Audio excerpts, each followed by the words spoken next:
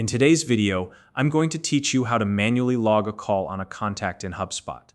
Logging calls is an essential part of maintaining accurate and up-to-date records in your CRM, helping you and your team stay informed about every interaction with your contacts. By the end of this tutorial, you'll know exactly how to document your calls in HubSpot efficiently and ensure that all important details are captured.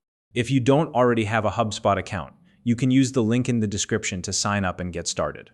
To begin, head over to the HubSpot homepage and log in using your assigned credentials.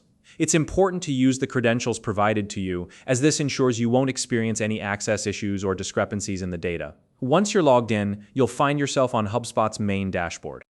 Now, navigate to the CRM section. You'll see this option in the main navigation bar at the top of the screen. Hover over it, and a drop-down menu will appear, displaying several options. From here, click on Contacts. This will take you to the Central Contacts page, where you'll find a list of all the contacts stored in your HubSpot account.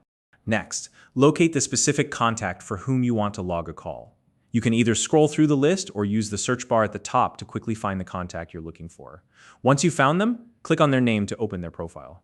Keep in mind that the call log you create will be directly added to this contact's record, so make sure you've selected the correct individual. Once you're on the contacts page, look for the three-dot icon. This is usually located at the top of the page, either near the contact's name or alongside their detailed information.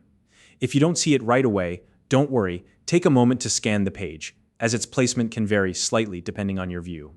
Click on this icon to reveal a drop-down menu. From the drop-down, select Log a Call. This will open a form where you can input the details of your call.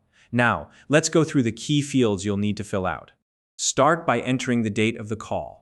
This ensures the record accurately reflects when the interaction took place. Next, input the duration of the call.